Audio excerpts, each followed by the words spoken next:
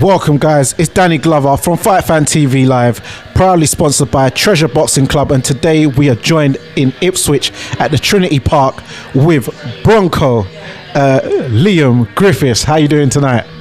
Very well, thank you. Shout out Danny, but that's Bucko. Oh, sorry. Bucko, B-U-C-K-O. Yeah. Sorry, Bucko. So where did you get that name from, by the way? Oh, it's something my dad used to call me back when I was a kid.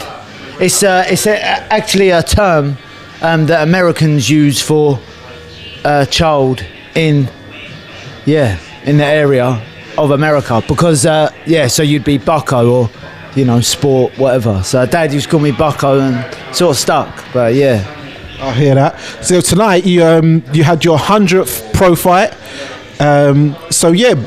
100th pro fight, so which is a big milestone. So I'm glad I'm here for that, because I've known you a very long time. So let the people know how long you know me and where you know from, man. So me and Danny, we was on holiday together, holidaying in Tenerife. Do you know when that was? 07.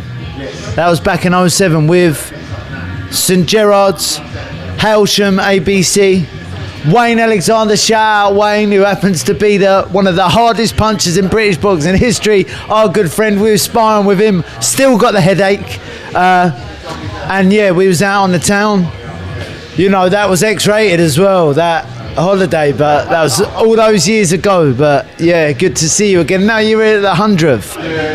Yeah, easy. We're married men now, long time ago.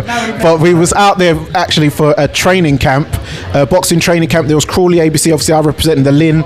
There was Southampton, Mike Matthewson and stuff like that. So yeah, it was a good trip down at Jimmy Yellop's at the TKO gym out in Tenerife.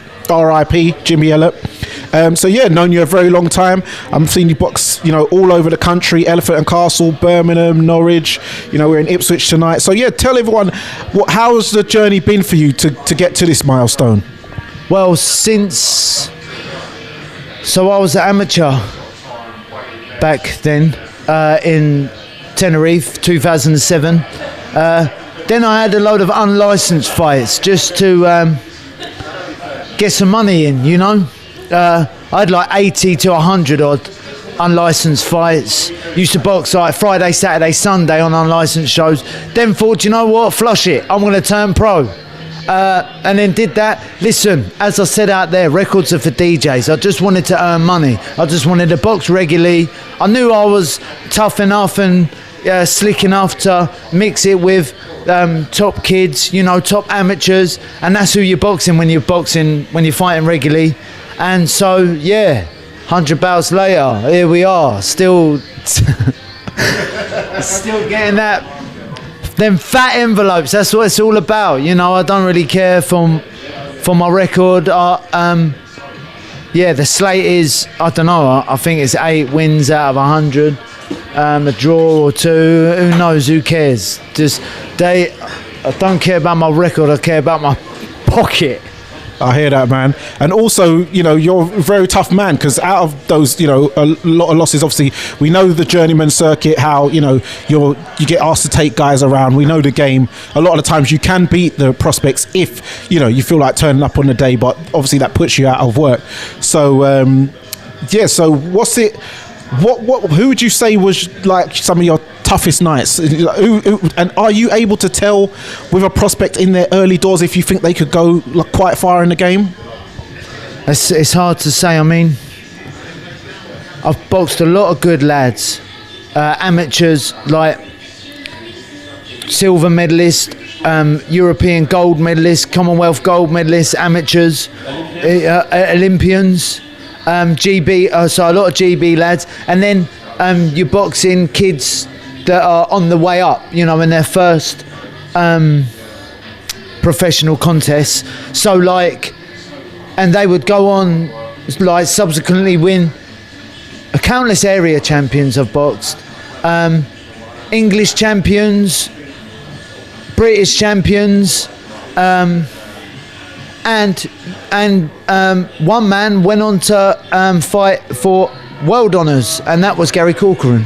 Okay. Yeah, he boxed Joe Horn in Australia for. So yeah, Jeff, excuse me. Who beat Manny Pacquiao, by the way? Yeah. So but and so you're boxing these kids in the early stages of their career. Obviously, you're there as a bod to give them rounds, So you got to have some level of skill. There's my man, Lucas Ballingal. And I've got to shout out Lukey B's dad, my manager, Michael Ballingal. He's drove me to 90 of those 100 bouts. And if it weren't for him, do you know what it was? I was in the gym drunk sparring one day in my jeans and top. Because I used to go out, I was in a terrible relationship at the time. My life was a mess. I was unlicensed boxing. I was in the gym sparring in my jeans and top. I used to go down there every Friday night just to have it and then go on the town. And Michael saw me and he pulled me under his wing because I knew him from the amateur days when I was a young kid boxing for Portsmouth Stacey ABC. And he said, come and turn pro with me, man. And I did, and the rest is history. Michael Ballingal, absolute top fella. And shout out. And lastly, how much has your children, I know you got, 4 daughters? I've got 2 daughters and my niece lives with me. So okay, so three daughters, but 4 girls, as you said, including your... Yeah. So how much of an inspiration have they been to you for your career? And, would you like to give them, a shout out and that? Yeah. Shout out to Elodie, my youngest, Sienna, my eldest, my niece Gemma, who lives with us now, who, and my missus Carla Sheed, and they're a big inspiration to me because they keep me in check, and even though they are all real prissy girls. Yeah, and they don't like no smelly alley cat like me. So it's hard for me, because I'm coming in my sweaty gym clothes and all that, and I'll work on the shovel in the day, and I'm muddy and all that type of stuff. So I'm so sorry. I try my best to stay tidy. Fellas out there, just tidy up after yourselves, and that's all you can do. Go home and just shut the F up. Because that's all you can do. So bless you. Shout out all the ladies out there, and shout out all the hard-working dads. I love that. So I know that you've had your 100 bouts. So what's the plans for the future? How much longer are you looking to do this for? I'm looking to be the oldest pro in the country.